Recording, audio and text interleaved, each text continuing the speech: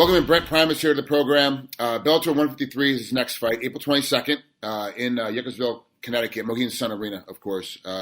Forgive me if I say your opponent's name wrong. Gleristone Santos? Is that right? Yeah, that's it. Okay, all right. Man, you're 6-0. You're undefeated. You're exciting. You're fun to watch fight. You're a good-looking kid. 4 submissions, 1 KO, 1 decision is how you win. But you haven't fought since August. Like, why is it? Were you hurt? Was it an injury? Like, what's going on? I did have a little injury, but I was good. I've been ready to fight for, months and months and months. I thought I was going to fight a long time ago, but it is what it is. No, it's not is what it is. Like, you don't, I mean, do you have a monthly stipend coming in so you can eat every month? Like, I mean, how are you getting your day-to-day? If you haven't fought since August and say you weren't ready to fight until November, that's still 6 months where you've got nothing coming in.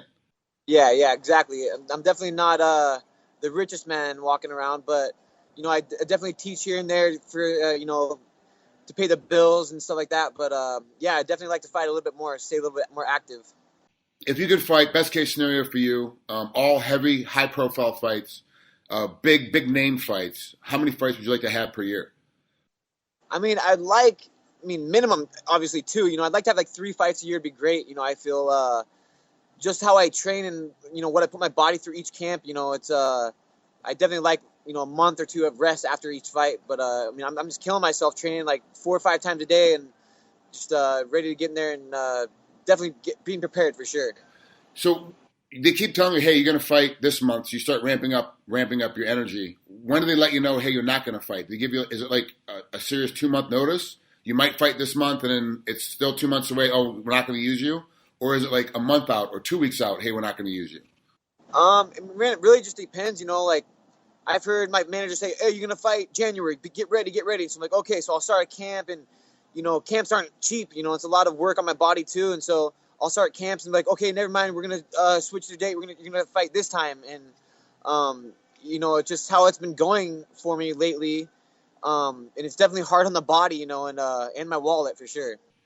That for as much as I love Scott Coker, every promoter's got the stuff you love about him and the stuff that you don't love about him. I love the way that he takes care of fighters, the way that he is a legit promoter that loves the fighter. He's more about fighter safety and fighter well-being and all that kind of thing, as opposed to trying to suck every dollar and dime out of the fighters.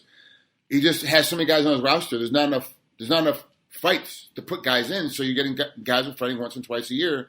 And on the pay scale that you're at right now, you can't afford to fight like that. You can't live like that. Yeah, so it's hard to live for sure. Yeah.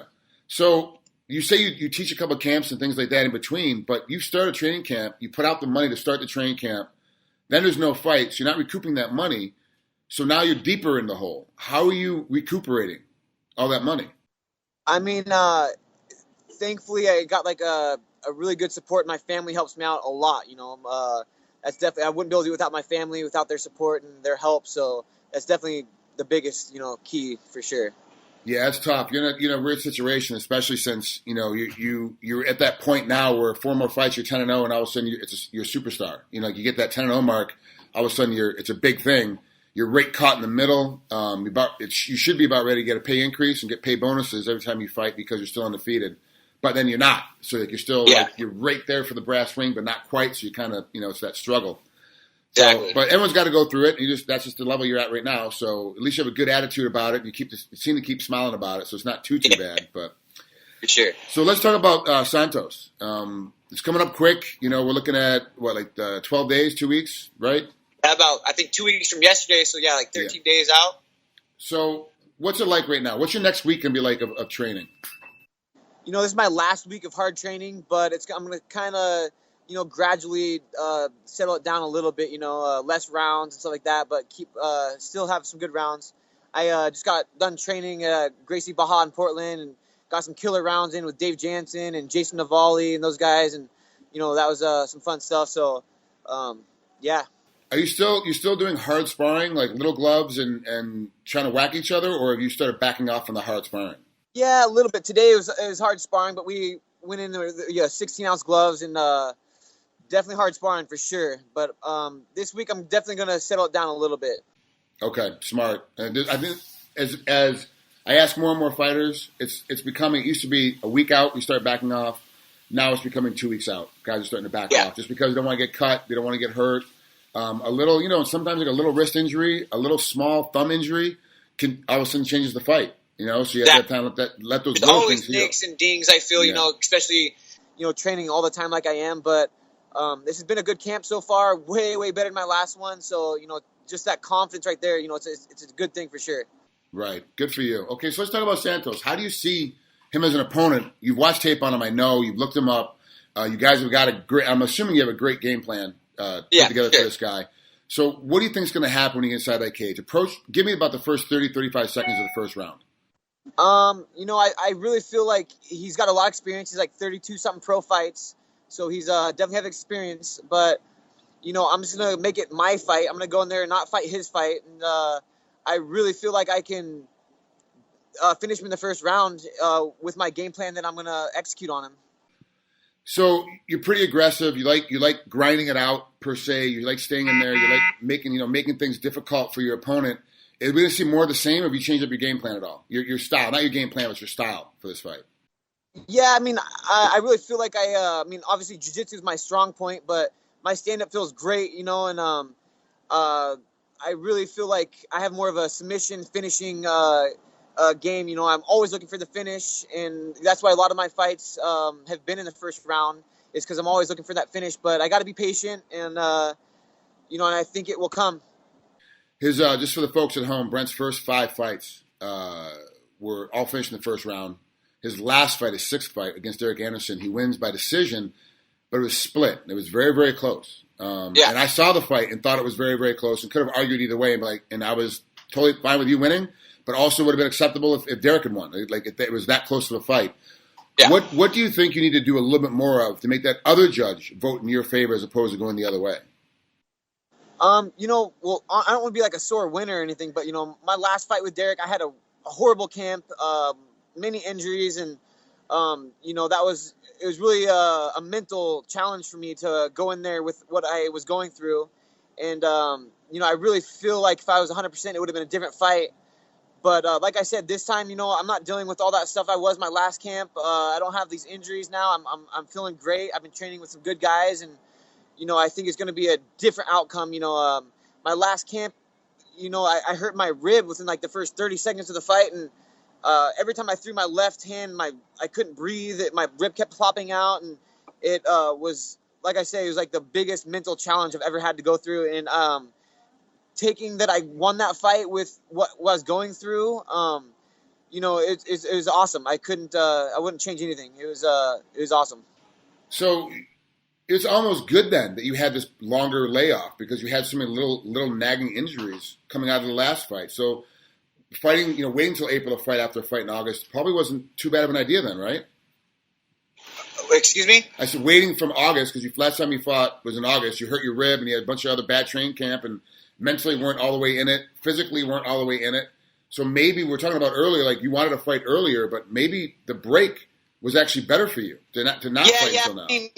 I wanted a little break, but not as long as I've had. I think it's a little bit too long. I was ready, months and months ago, to get in that cage and fight. But, it's a good and bad thing, I think, these rests are. I would like to say more active, but it was good. I feel good. I've been learning, and that's what it's all about is learning. So I've been learning, and I feel like I'm going to be better for sure. All right, so how has camp been? Now, be honest, because this video won't go up until 1 or 2 days before the fight. No one's going to, Santos isn't going to have time to look at it and go, oh, he's got to hurt this or hurt that.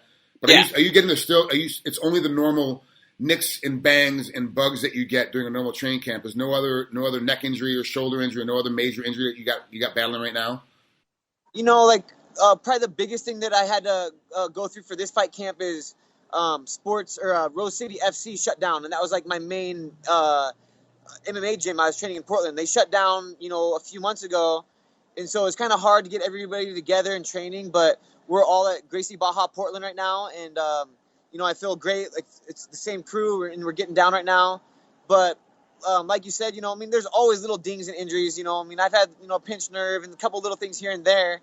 But from last camp, it's a world of difference, it's not even the same. Like my mentality, like everything, my body feels way, way, way, way better. Well, if I remember correctly, the last time I interviewed you, you didn't have this much energy. You weren't this fired up, I guess, about the fight. It did cause me a little bit of concern. And I saw the fight. It was like, oh, he just thought it was. I just thought it was just a tough fight. Like I didn't realize you had injuries and had a bad camp. That's actually it makes sense. Like you can kind of see it now as we're doing the interviews. I can kind of see where you are and where your spacing is, sure. And you look like it's a better camp at this point. I'm already like so much more explosive. I'm telling you, man. Like I've had some buddies in my gym pop their ribs and screw up the cartilage, and I was like, man, what a sissy! It's just a rib. Come on, you know. But now that I've had it happen to me, I'm like, oh my God, it's the worst thing ever, you know. Like, so I'm never gonna give anybody shit for having a hurt rib ever again. I'll tell you that. Yeah, I was the same way until I hurt my rib in college, and I was like, oh my God, this is like, I'd rather have my shoulder pop out again than hurt a rib. Yeah. Like I'm totally okay with everything else getting as long as it's not my ribs going away. Yeah. Yeah. So you figure you're gonna beat Santos in the first round. That's kind of how you go about it. All right, let's say he survives and gets into deep waters in the third round. But you're still gonna find a way to finish. Will it still be a finish on the ground? Is that where the forte is going to end up being? Is you end up getting a submission on this guy no matter what? Because that is your strongest suit. For sure. You know, I think his strong suit is his stand up. You know, he's comfortable. He has good footwork. He's fast. You know, on his stand up. You know, so. But like I say, like I don't think he can hang with me on the ground, and I always feel confident that I'm going to finish my opponent in the first round. But if it goes to the second and third round, I'm really not too worried. You know, I've been training with killers, and I've been doing, you know, multiple rounds. I've been in Shark Tanks every week, and, you know, I'm ready for that. And not only that, like, I feel like I'm going to be stronger and bigger, and just with my pressure and my pace, I think that that will wear him out. Perfect. I like it.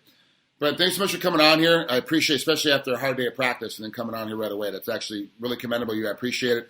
Have fun in Connecticut. It should actually be warmed up a little bit, so it won't be too bad of a winter at that point. Bellator, you seem to find a good home in Bellator. You've done very well there as of late. I have a feeling they're going to start moving up higher up in the rankings. Last question before we get out of here. After you beat Santos, whether it's the first round, third round, makes no difference. Where does that put you within the ranking system of Bellator? How do you think it's going to place you?